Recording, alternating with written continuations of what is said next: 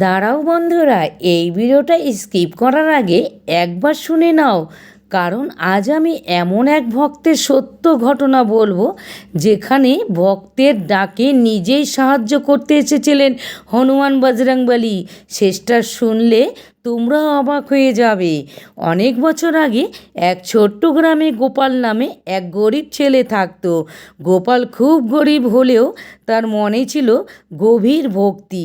সে প্রতিদিন ভোরে উঠে গ্রামের পুরনো মন্দিরে যেত এবং সেখানে বসে ভক্তি করে হনুমানজির নাম জপ করত।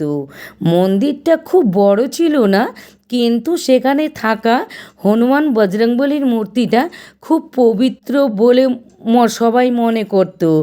গোপাল প্রতিদিন একটি লাল ফুল আর একটু গুড় নিয়ে যেত এবং বলতো, বজরংবলী, আমার কাছে কিছুই নেই, শুধু তোমার উপর ভরসা আছে। গ্রামের অনেক মানুষ গোপালকে নিয়ে হাসাহাসি করত।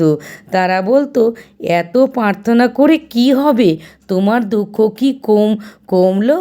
কিন্তু গোপাল কখনো উত্তর দিত না।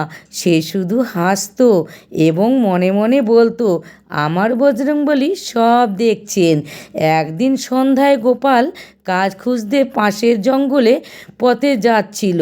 হঠাৎ আকাশ কালো হয়ে গেল, প্রচণ্ড ঝড় আর বৃষ্টি শুরু হলো। অন্ধকারে সে রাস্তা হারিয়ে ফেলল। চারিদিকে শুধু জঙ্গল, ভয়ঙ্কর শব্দ। গোপাল খুব ভয় পেয়ে গেল। সে কাঁপতে কাঁপতে হাত জোর করে বলল, হে হনুমান বজরংবলী, তুমি তো ভক্তের রক্ষক, আর আমাকে বাঁচাও। ঠিক তখন দূরে একজন শক্তিশালী যুবককে দেখা গেল। তার শরীরে খুব বলিষ্ঠ, চোখের অদ্ভুত জ্যোতি। তিনি এসে বললেন, ভয় পেও না, আমি তোমাকে গ্রামের পথ দেখিয়ে দিচ্ছি। তিনি গোপালকে নিয়ে অন্ধকারে জঙ্গলের ভিতর দিয়ে হাঁটতে লাগলো। আশ্চর্যের ব্যাপার হলো, যেখান দিয়ে তারা যাচ্ছিল সেখানে যেন কোনো বিপদ আসছিল না। কিছুক্ষণ পরে তারা গ্রামের কাছে পৌঁছে গেল। গোপাল সেই যুবককে ধন্যবাদ দিতে ফিরে তাকাতে, কিন্তু তখন আর কেউ নেই, চারিদিকে শুধু নীরবতা। পরের দিন সকাল হলে গোপাল দৌড়ে মন্দিরে গেল।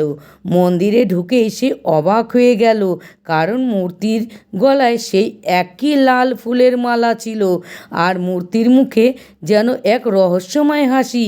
গোপালের চোখে জল এসে গেল। সে বুঝতে পারল, গত রাতে তাকে পথ দেখিয়ে যিনি নিয়ে এসেছিলেন তিনি আর কেউ না, তার প্রিয় হনুমান বজরংবলী। সত্যিকারের ভক্তি থাকলে বজরংবলী কখনো ভক্তকে একা ছেড়ে দেয় না। জয় শ্রীরাম, জয় বজরংবলী। যদি তোমাদের আমার গল্পটা ভালো লাগে, অবশ্যই অন্যজনকে দেখার সুযোগ করে দাও বন্ধুরা, শেয়ার করতে ভুলবে না বন্ধুরা। আর শেষে কমেন্টে লেখো, জয় বজরংবলী।